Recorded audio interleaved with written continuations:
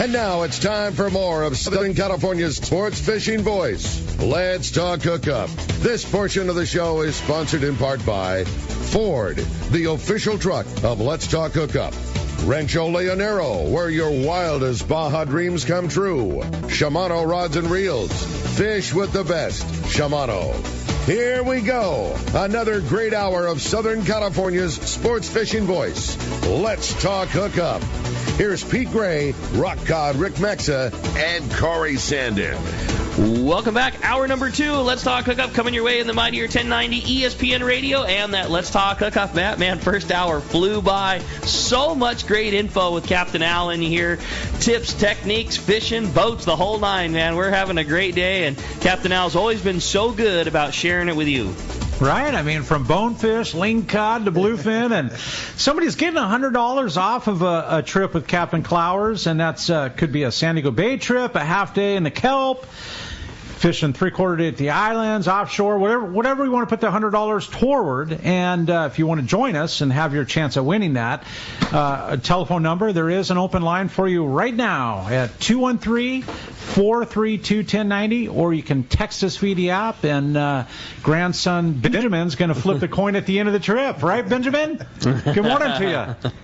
Well, there we're it stoked is. to have you, bro. Yeah. Thanks for coming in. And, we were asking Benjamin earlier, if he likes doing the saltwater thing with Captain Al, or if he likes doing the freshwater thing. You're saying freshwater is a little bit more your bag? Yeah. Yeah, all right, I got you. Freshwater, You I like it. Bass fishing, trout fishing, catfish. What's your favorite when you are fishing?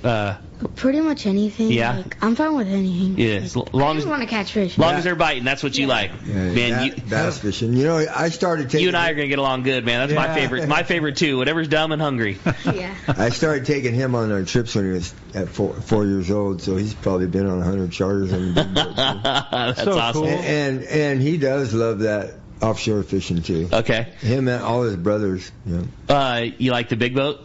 Yeah. Yeah, that boat's pretty sweet, isn't it? Yeah, no doubt about it. Well, the phone lines are packed up again. If you want to get your chance to get through, give us a call at 213-432-1090. Or, again, keep those texts coming, just like Rory here from Lakeside. It says, good morning, guys. I heard Captain Al say that he caught limits of lingcod. I really want to get lings figured out this year.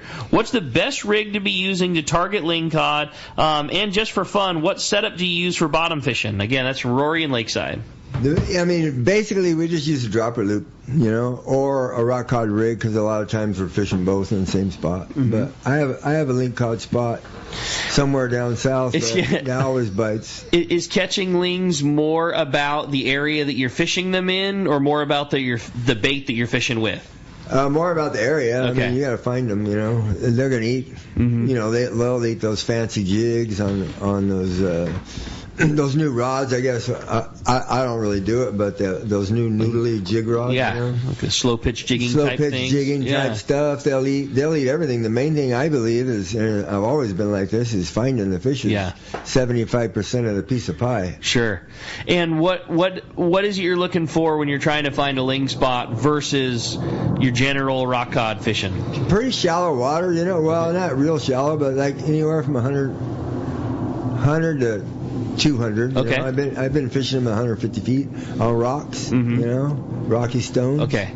Points. Rocky points. Real nasty type bottom, like real nasty. pinnacly, craggy kind of stuff. Okay. Yeah. We're so fortunate. I mean, with the rockfish, lingcod closures, January, February, March, man, we can just go right over the border. Go see our Mexican friends. Right. Exactly. I'm all about it. 15 miles, we're legal as could be. I know it. I know. We're so fortunate. Right. And that's but you do bring up a great point. I mean, there's the closures were a little earlier this year and going a little later. And if somebody from Orange County or Los Angeles really wants to go and put some great fillets in the freezer, man, come down and do a 3/4 day charter with you. Absolutely, Get 6. That's the thing. Your trips too are so reasonably priced, especially for the platform that you have. I mean, that Riviera is beautiful and can easily hold 6 buds, very, very comfortably. I mean, you get the cost of a charter, split it among 6 guys. You're not paying any more than you would for a traditional trip. I mean, and certainly not by a big percentage, and it's just you and your buddies on a beautiful boat. Like, right, and all the gear's included, all the fishing rods, everything's set up. You basically just show up with a license or whatever you want to eat and drink. I like it, man. Sounds we got pretty water cool. and coffee. Go load up some reds and some lings and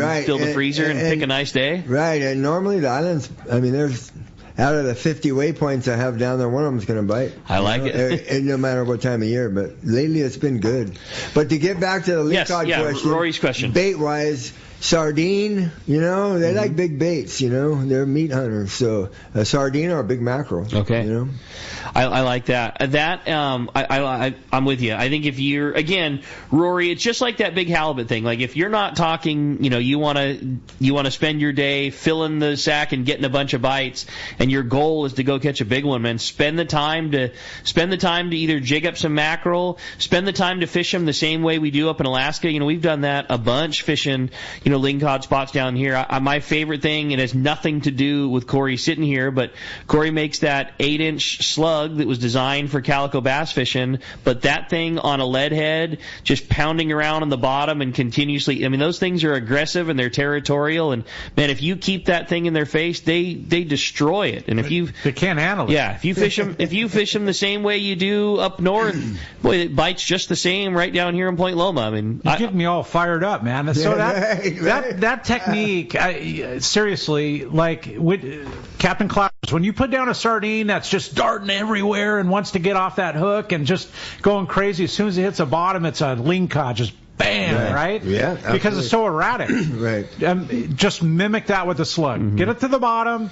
Shake it all around. Yes, make it almost uncatchable for them. And they freak out. They do. Yeah. Period. Done. End of the story. I might have to come and get some of them bad boys. Yeah. I should have brought you some. Yeah, I like it. That's a next time. And the other thing too that we don't talk about is that 8-inch slug it's tough. Like it's dense. Super durable. Yeah, you get a lot of bites out of it.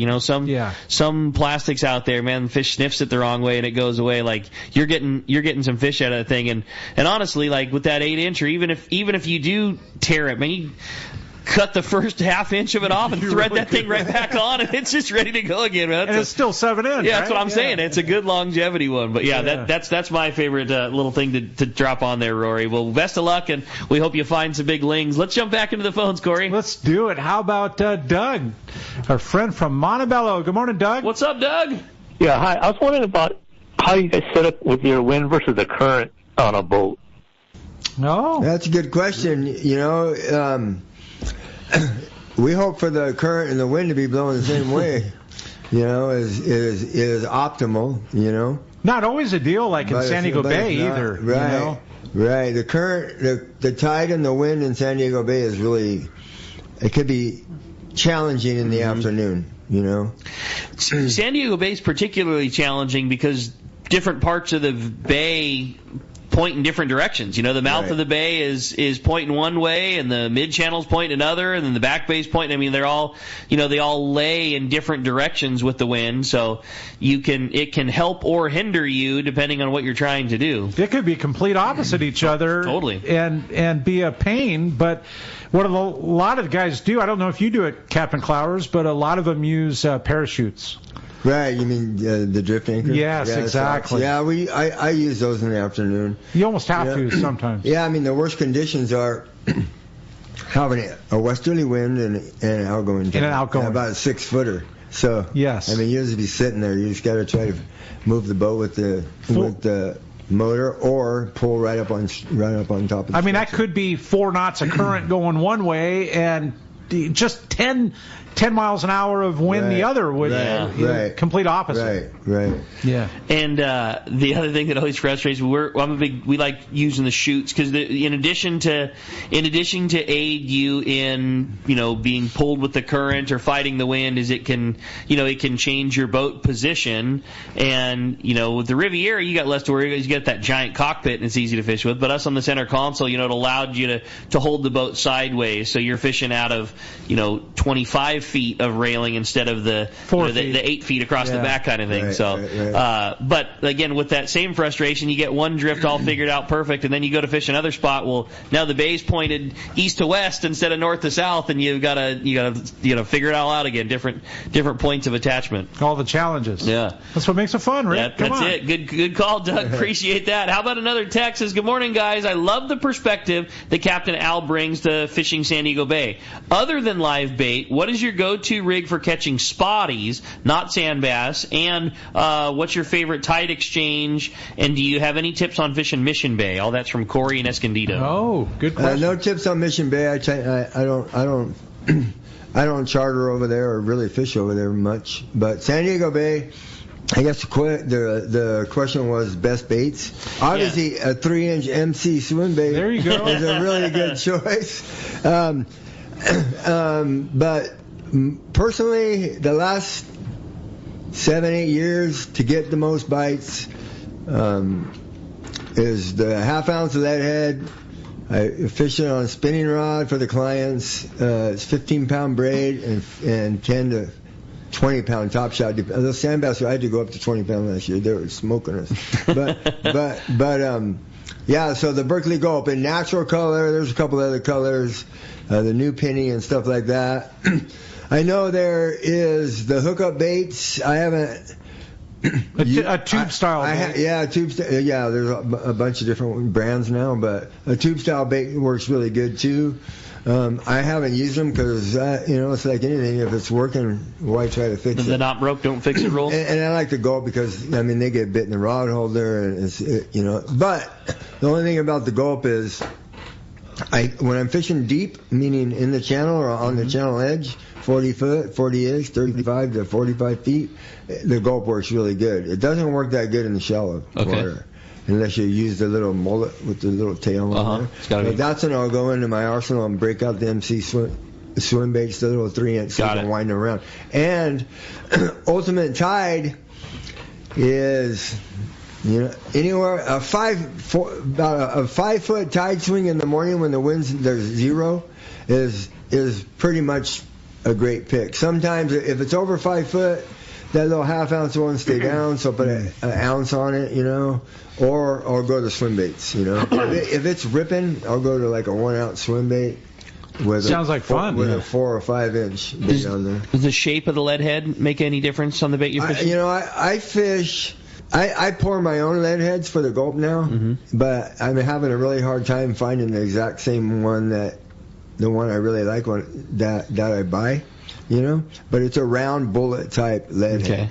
Yes. A round bullet. So like the old Scampy style. Yeah, yes, right. That's exactly. what I'm thinking. Wow. Yes. You know what would work? Just right here in the 20 seconds we've been talking about it, like a Ned style lead head. Right. Would probably kick butt. Yeah, Ned. Yeah, but the only problem with the Ned, you got to have a pretty good hook on them. So some do though. Some have a pretty decent hook. Yeah, I have a bunch of lead and I bought a little melter. And the reason why I did this is because the rock cod weights went up so much.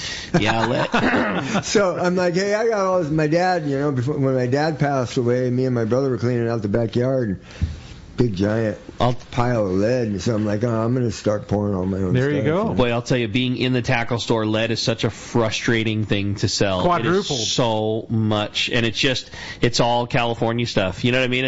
I promise you, we're not getting rich selling sinkers. It cost us so much to buy because every piece of lead has to come wrapped in a piece of plastic, and there has to be a lead warning label on it, and then there's all these taxes that they put on top of it because it's lead, and it's just, man, I hate it. I hate it because exactly like you described, Al. A guy wants to come in and fishing with his boys and his girls, and they're gonna do a family day of rock cod, and you know how it is. You lose sinkers, they go away, and you throw up 10 or 20 sinkers on the counter, and it's just man. Right. But with that in mind, like we were talking with Mary Lee yesterday from Fisherman's Processing, and shipping has tripled, right? Yeah. So trying to take a shoebox of sinkers.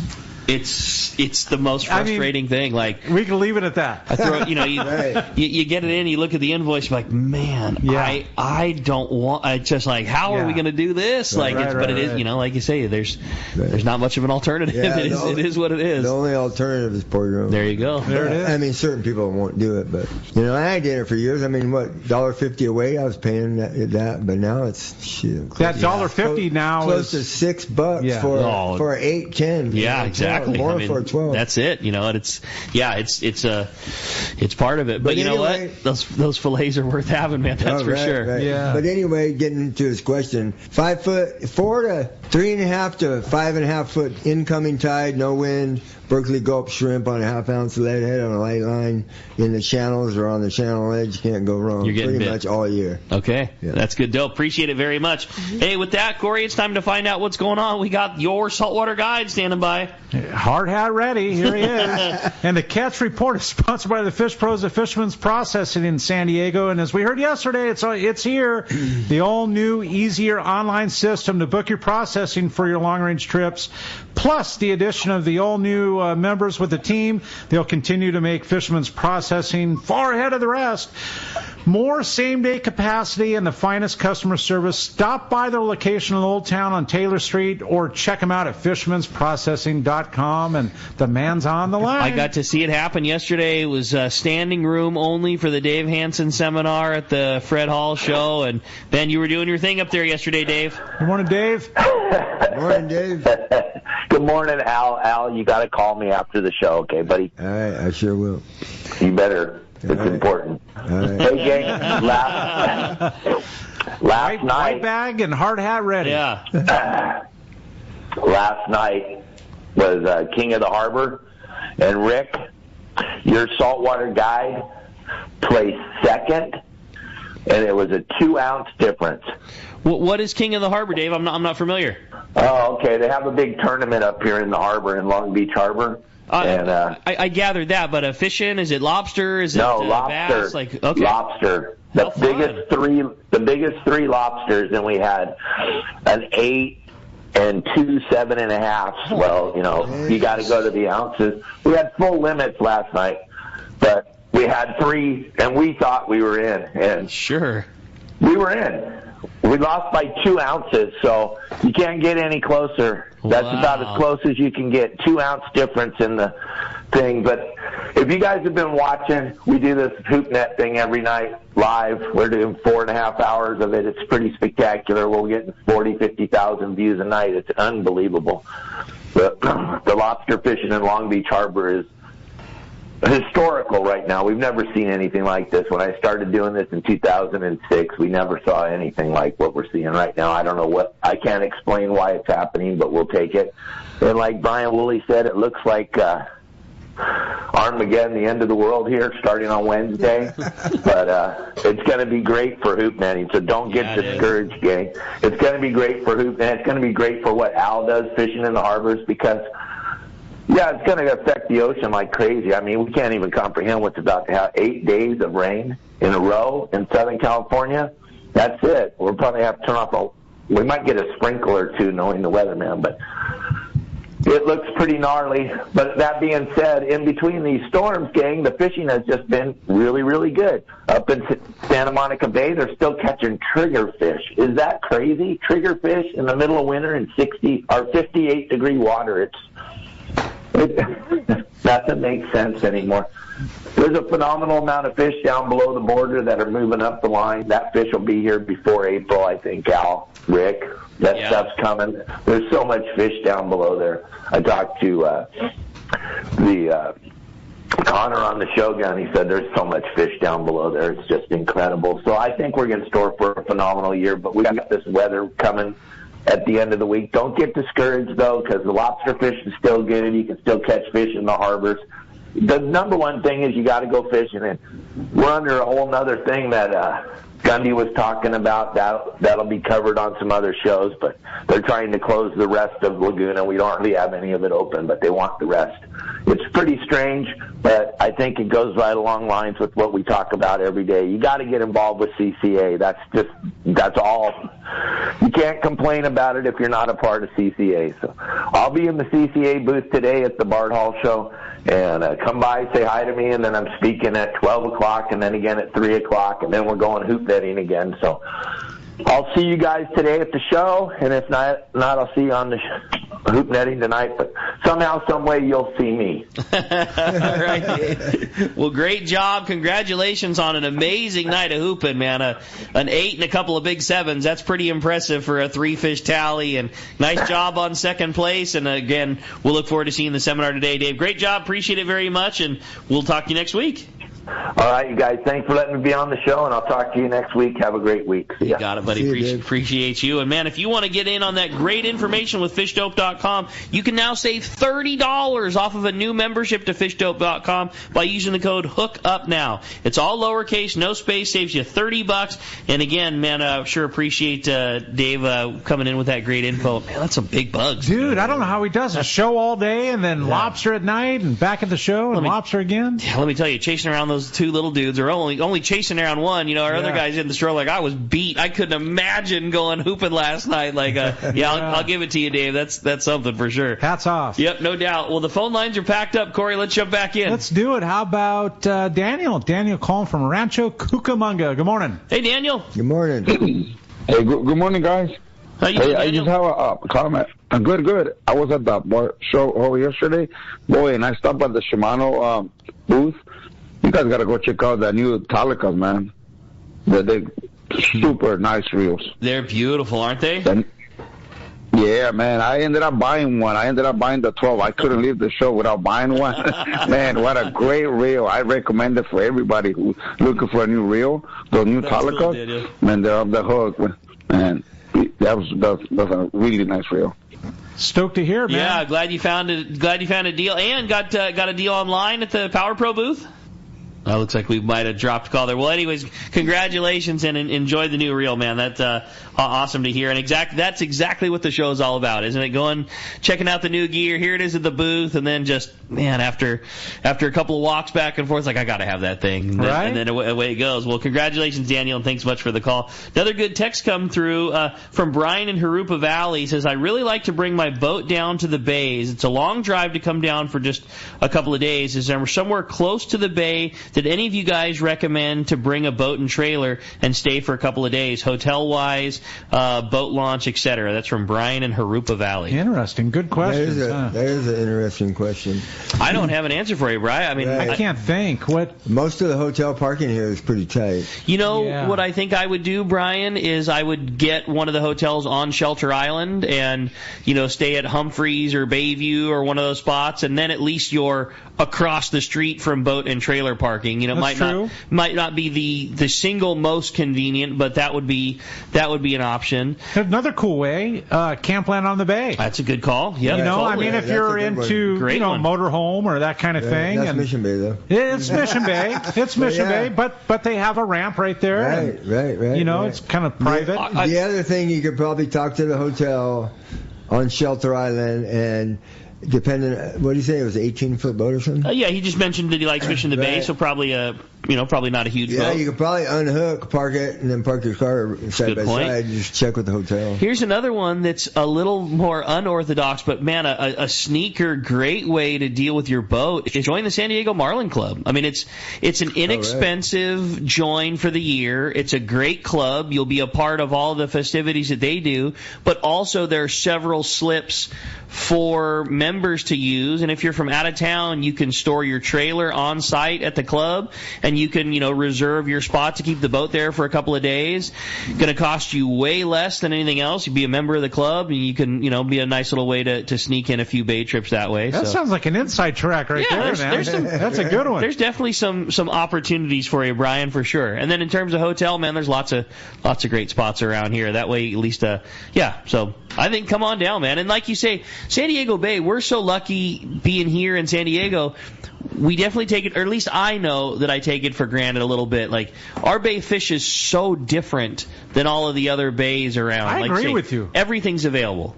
Halibut. It's dynamic. Bay bass, spotties, and then all the cool stuff, the bonefish, the big sharks and rays if you want to go target that. All the other weird exotic stuff that, you hear guys catching in the bay. Like, midshipmen and stuff. Yeah, it's just cool. It's cool, Things that swim in there that shouldn't be there, jacks and things like that. It's pretty bitchin'. And with all that being said, Rick, I mean, it's not just all of that. It's the abundance of it. Totally. Like, it's a huge natural bay that holds bait, and all the fish come in. I mean, the mackerel and the bonito. Right. The right time of the year, there's even legal barracuda in the bay. Mm-hmm. Yeah, and there's some big old sea turtles in the back, too. Totally, huge ones. Which very few know about, right? Yeah, huge ones. Yeah. And, you know, big green sea turtles. Yeah, big ones. You were talking about numbers fishing, too, where, you know, with the right tide and a boat, a guy is catching 100 fish or 120 fish, you don't even scoff at. You know, it's a common occurrence. Given the right tide and some biting fish, 100 fish days, never leaving the bay is plenty common on your rig. Right, absolutely. That's cool. Yeah. You know what will happen a lot of times this time of the year too, Rick and Al? I don't know if you've been out in the last couple months, but the bird schools that build up back there. Oh, yeah. I got them lit up. Yeah, the bird schools, and you know, pull up on those bird schools and throw a little spoon. You're right. It's fun. Just something in that 3-inch range. Me and my dad used to go out and do it. And, you know, it happens different times of the year. You never know. Yeah, it cycles. When there's a lot of chovy in the bay, that little micro stuff, they really get on that stuff. And just a little spoon, it's so much fun. You catch all kinds of cool stuff. You catch needlefish back there. Seriously. All kinds of cool stuff. And it might not be pelagic, or it might not be mackerel, it might not be the bay bass that are chasing the chovy, but they're the ones that take advantage of it. I mean, I've seen the craziness of where the jack smelt are the ones pushing and chasing the bait. Really? Yes, the jack smelt that are 14-inch, you know. But it's the bay bass and the halibut that take advantage of bite. it. Yes. That's cool. Right. I dig it, man. Well, you got me all fired up now. Right? We got to get a bay. We got to get a bay day in here. Stand by. Hey, we're going to be right back. You're listening to Southern California Sport Fishing Voice. It's Let's Talk Hookup. When we come back, we've got calls, text, and more when we return on the Let's Talk Hookup app, the Mightier 1090 ESPN Radio. Hey, we're so lucky here in San Diego. We have fantastic weather and great fishing. We also have 3 great shops to take care of anglers. Hi, this is Ben, and you will see me at my dad's shop, Dana Landing in Mission Bay. We call it the one-stop shop for a great day on the water because it truly is. Food, bait, tackle, beverages, and more. Our tackle shop, headed by Johnny, is certainly one of the best. We have you covered from bay bass to big tuna. Plus, we have Doug, one of the finest reel repair guys around. For freshwater tackle, nothing beats East County Bait and Tackle. Gene and the guys have the best stratum reels, the hottest lures, and live bait. Our newest shop is Lemon Grove Bait and Tackle, growing their stock of both fresh and saltwater tackle right in the heart of Lemon Grove. ECBT is at the end of the 67 freeway on Mapleview and Lakeside. Lemon Grove Bait and Tackle, 94 to Broadway in Lemon Grove. And Dana Landing is next to the Dana Lawn Tramp in Mission Bay. Check danalanding.com for more details. There are certain places on this earth that are very special, and I am blessed to have a fishing lodge in one of them. Hi, this is Valerie Hopridge from Queen Charlotte Safaris in Sandspit, Hawaii, British Columbia, Canada. We are a boutique lodge embarking from the Sandspit Harbor, offering a truly unique fishing adventure. From our fully enclosed cabin boats, untouched, unspoiled fishing grounds, stunning scenery, to the delicious meals, personalized service received throughout your entire trip, we strive to make your adventure an experience that encompasses world-class fishing for Chinook salmon, halibut, lingcod, and so much more. Our goal is to connect you to nature through fishing, and that's just what we do at Queen Charlotte Safaris. You will be greeted warmly and welcomed at our well-appointed lodge. We'll receive you as friends and send you off as part of the Queen Charlotte Safaris family for many years to come. You will come for the fishing. You will come back for the memories. Give us a call at 1-877-815-2892 or check us out on Instagram, Facebook, or on our website, qcsafaris.com. Hey guys, this is Ali Husseini from Local Knowledge and BD Outdoors. I'm a lucky guy in so many ways, and one thing I'm really grateful for is my little brother Yosef. Yosef is not only a fellow angler, but he's also an amazing realtor that specializes in helping us in the angling community find the ultimate home. If you own a home, get a free no-obligation evaluation online now by typing in SoCalHomeEval.com. That's SoCalHomeEval.com. All you do is put in your address, and you'll get a home value report immediately sent to your email. No pressure, no obligations, just answers. Yosef is the SoCal real estate go-to guy. He's helped me and so many of my fellow fishing buddies find what they're looking for in a home. He knows anglers and he understands the real estate market. Not only that, but he's also a really nice guy. How many brothers can you say that about? Go to SoCalHomeEval.com and find out where you stand in the real estate market, and then get with Yosef and find your ultimate home. Again, go to SoCalHomeEval.com and we'll see you on the water. water. Seasoned long-range fishermen know that the Red Rooster 3 is the finest fishing vessels in terms of technology, design, speed,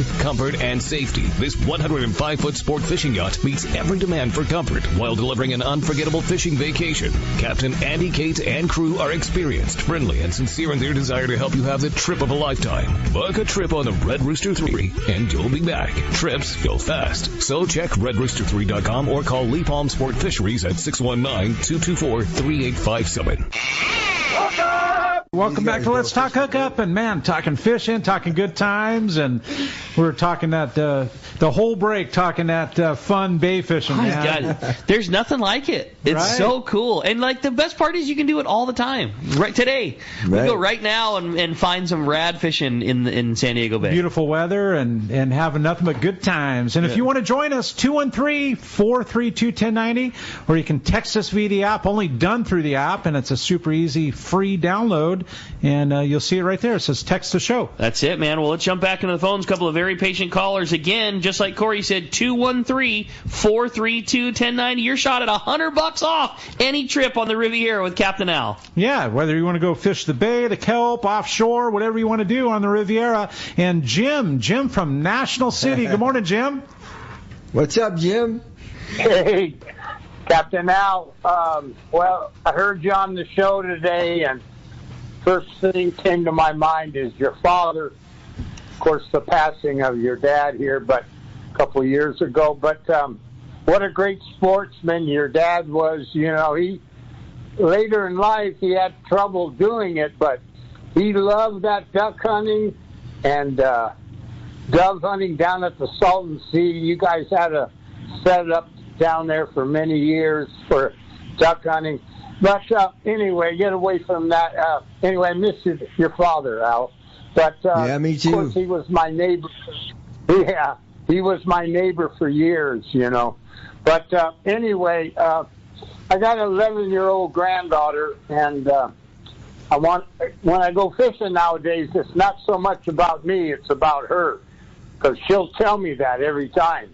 You know, you gotta take me, Grandpa. But that's cool. The truth. That's cool. Yeah. But anyway, right now, I don't know what kind of trip. I heard you talk before that you take your grandson on all kinds of your trips, offshore, inshore, lake fishing, and I'll tell you, Al, you are a great fisherman. You know, you left that construction job where you were superintendent and to take up fishing, and you really found your niche, man. I mean, you've taken off with this captain and all these boats, and you've just done a great job. But anyway, what kind of trip, if I was going to go in the next month, should I take my granddaughter on one of your boats, Al? If you want to meat hunt, and how old is she? 11. 3/4 day island or a bay trip. If you just want to go out in the bay and have fun and catch light line tackle stuff, you do the bay. Or I got some areas that are biting at the islands. If you want to put her on some lingcod and some reds and stuff, you do a 3/4 day island trip. The beauty of bringing your 11-year-old or any female that's getting used to fishing or whatever, going fishing with you on the Riviera is it's comfortable. And there's a bathroom and everything else, you know, like they just, even on the bay trip on the Riviera, you take all of that stuff that, you know, makes a lady's day on the water a little more difficult and throw it out. You know, you've got a beautiful boat with a nice head and everything else, like a couch to go sit on if you need to rest. Like it's a nice rig for it. Yeah, we put those new QSB Cummins 420s in that thing, and it's zero smoke too. That's a big deal. Sure. There's no smoke on that boat. Yeah. And they're quiet. And when we run 16 to 19 knots. We're not doing 10 man. knots. That sounds great, man. How cool. Well, Jim, I hope you have a great time with your granddaughter and you guys get on lots of fish, man. I think it's an excellent call. And again, you know, it's such a value. You get a group of people together to share the cost, and you're virtually not spending any more than you would be doing any other type of an open party trip. Well, Jim, appreciate the phone call and the support and all the nice words. Another great text came through. It says, "Good morning, guys. Great show. My bass fishing uncle from Montana is coming to San Diego this summer. Is there a month that's better to target bonefish? You guys have got me totally fired up. I want to book a trip." That's from Alex in Pasadena. Hey, Alex. September, well, August and September is a great month. Is probably the best months for the bonefish. With that warm water. With the warmer water. Yeah, right. Yeah. I mean, it'd be kind of a neat thing, right? Somebody from a different part of the country and has heard of bonefish, and like we were talking about earlier, thinking Belize or Costa Rica or somewhere exotic. Yeah, totally. I think that's awesome. Right. And actually, June, anywhere, it depends on the weather cycle this year, but into June through September is good. There it is. Appreciate the call very much. Why don't we jump into him, Corey? How about Jerry? Jerry calling from Dana Point. Good morning, Jerry. Appreciate you joining us this morning. What's up, Jerry? Good morning, guys. I thought that I'd give you a tip so far as like weights, stuff like that for rock cut fishing. Yeah. What I used to do is that I would lounge around building sites where they were doing cement, and they'd have a lot of the metal rebars. And what you could do is that just weigh them out, and then you can wire them together, or just take the one single one if it's a really big and thick, and then put a wire on it, throw a swivel on the end of it, and you got yourself like a good anywhere from 1 pound all the way out to like 10-pound weight. There you It doesn't cost you anything. My dad used to weld it. You scrounge it. Just make sure you keep those things in a bucket or something like that, because, man, you want to talk about something that'll just get rusty and leave marks on the boat is that rebar in a little bit of salt water can just get... And it can get nasty. And the gel coat just absorbs it, like loves it. Yeah. Not only that, the clients like to swing their fish in and the weight hits the side of the boat. We're all over them about it, but you can imagine a big old Don't get me wrong, Jerry. I'm with you. I think it's a great tip and an excellent way to get it down and save a few bucks. But use with caution. Either rattle can that thing up and get some paint on it just to keep it from going on you right away, or make sure you have a bucket that they're always in, because that can be a orange rusty mess. You drop those things 1 or 2 times and then have them rolling around on the deck. But a great tip, and we sure appreciate it. Hey, had another fun text come through from John, who's calling us from Mira Mesa. Says, Cap, now, after a great phone conversation with you, I gave the info to my cousin and later learned that he booked a trip for him and his family on the Riviera in June. Now, my question regarding bonefish, my personal best is a 19-incher, but most of the fish that I've caught are 12 to 14-inch range. How big do they get? What's the biggest one you've ever seen caught, and what's the best time of year to catch a big one? The biggest bonefish I've seen is probably 15, 16 inches. Okay. That's a big one, but the average that he mentioned is pretty much average, 12 to 14 inches. Which is still a decent one, but 19 inches is a good one. Right, big really fat good one. We caught it on bait when we were fishing for some bait sharks. There it is, yeah, so funny. But yeah, I mean, the best time of year is long, July on. Just those warmer water. Right. And I think it's something important to mention, too, that, if somebody wants to go out and target them and they're doing their own boat and we're getting them all fired up, right, to go do it on their own. Right. If they're using bait, circle hooks, the really thin wire Gamakatsu circle hooks are a good one. You know, and the reason I mention that is you don't want them swallowing it. The bonefish don't like to be handled. Right. They're very, very delicate. Fragile. And they freak out. They just don't like to be in a net. They don't like to be in your hand. And they're not easy to hang on to if you were doing it, meaning they're probably going to squirt out, and then they'll be on the boat, and then you're grabbing them again, and somebody else is trying to grab them, and then, The best thing to do is I have the client hold them by the hook. I'll grab a pair of pliers and grab the hook real quick if they want to take a picture, and then just send it over the side and kind of take the hook off with the pliers, because they are very delicate, and the worst thing to see is a bonefish not swim away because we took too long taking pictures. As much as you think an angler as you can handle a fish so easily, bonefish are the worst. They're like a barracuda slime. But on top of that, as you're trying to gingerly handle them, scales are flying. And so that circle hook, if you're using some type of bait, the circle hook, thin wire Gamakatsu, like Al's mentioning, you can handle it with the pliers. Right. The hook never goes deep. Right. You never have to touch them. Very minimal. And with the pliers, you shake them off. And it just, I thought I'd mention it. I dig it. That's good info. Well, Corey, this next text came from you. This was from Russell in Huntington Beach, and says, Corey, how heavy of a lead head should we be fishing on that slug if we're trying to target lingcod? Oh, man. Well, the lighter the better. I mean, Al can probably, the heavier you go, the less action you're going to get, right? So if you're fishing with Al in 120 feet of water, then I would say try to get away with 3 ounce, 4 ounce. Right. And it all depends on current and conditions. That's true, too, yeah. But so you might have to go to 6, but if you do, you're going to not extremely minimize the action, but the lighter the better. The lighter the better, yeah. And, if you're wanting to, to have fun, fish a rig that's got straight spectra and maybe use a little bit skinnier spectra. Yes. That's going to have less drag getting down in the water. You skinny up your spectra some and you can get down with less sinker. And with that being mentioned, first thing that comes to mind, you could use 30 pound braid, power probe, but use a 50 or 60 pound short piece of fluoro. Right. Yeah. When I'm cod fishing, it's 50 minimum.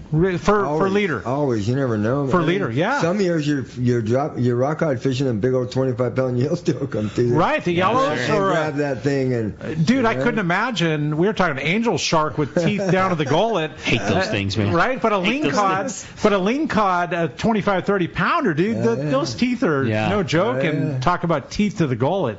Right. Yeah, the heavy leader's important. That's it. Yeah. Hey, 213-432-1090 open right now. Let's jump back on the phones, Corey. Jerry, I think we just did Jerry. We grabbed Jerry. All right, no worries. Well, how about we grab another text before we get the next phone call? This one was from Sammy in Chula Vista. Says, I got a question about Tranks 500. I've got a 9-foot CalStar jig stick and looking for a recommendation on whether to go with the HG or the PG and hoping to explain the difference. And so the difference in those two reels, the HG and the PG, is about gear ratio. HG is the high gear, PG is the lower gear. PG is I think it's a 4 and change, basically a 5-to-1 reel. It might be 4 and high change or right at 5-to-1. And then the high gear, which is a 6-to-1 reel. And for most everything you're likely going to be doing, Sammy, I would recommend getting the HG. The PG does have some merits, and there is a few times when it's worth using. I own a couple of Tranks 500s, and there's only one time that we like the PG, and that's for popper fishing big bluefin. Is it for when you're working the popper, or more so fighting? It's more so fighting the fish. Okay. Popper, you don't have to, you're imparting most all the action in the rod tip, and you're just using the reel to pick up the slack. And although the low gear ratio is still a little bit, when you get used to the high gear ratio, you're turning the handle twice as fast to recover the same amount of line, but it's no big deal because you're sweeping the rod and you're just picking the slack up with it. And then when you're fighting the fish, it's just so much, your gear ratio is better. You have more torque with that lower gear ratio. Much easier to turn the handles, what I'm trying to say. With that exact mention, that's where I found the high gear when I was at Queen Charlotte with the lingcod. Mm-hmm. The bites were coming so abundant, Al. It was so crazy. When you would come tight with a 25 or 30 pound ling, you couldn't get a wind on them. Like it was literally, it was a struggle and battle to get a turn on the darn handle, right? Sure. Because there's no given. I mean, you're direct, like seriously direct, and the low gear ratio would have come in handy at that point in time. Mm-hmm. The second one I'm going to buy is still going to be high gear. Yeah, the same. He mentioned that it's going on a 9-foot CalStar jig stick, and when that reel first came out, and the first samples were floating around, the first one I got my hands on was that. It was the PG, the slow gear ratio one, and I remembered, which is funny because if you think about it in the day, and Danny Wade preaches this all the time, like all of our surface irons, when they were created, they were based off of Penn 500 reels and 4-to-1 gear ratios. I realize that is the case, but I can't slow down. I'm sorry. My arm is way used to turning 6-to-1 Trinidads and going back down to that slow gear ratio. I felt like I was winding 3 times as fast as I normally was to make the lure swim. My gut tells me, Sammy, you're going to be a lot happier with the faster gear ratio than you are with the slower. But again, that's my take on it. And there's always a reason for both, but I think you'll be happier with the faster. Are you more into low gearing or high gear, Al? I like high gear, but yeah, it's nice to have on those 2 speeds have both. Well, that's true. Yeah, with a 2-speed for sure. That is one thing that we kind of glossed over but didn't really talk about, and that is when you're going on the Riviera, you supply all of the fishing tackle. And, I mean, that boat's set up for whatever you're going to be doing, whether it's kelp patty, yellowtail, smaller tuna grade fishing, all the way up to big fish. You've got everything covered on that boat. Yeah, a bunch of different spinning rods for the people that can't cast a bait caster, especially like when you're fishing foamers and stuff. Surface iron yellowtail, and all the way down, all the way up to 80 wide Akuma. Most of it's Akuma. I mixed in some pin stuff this year.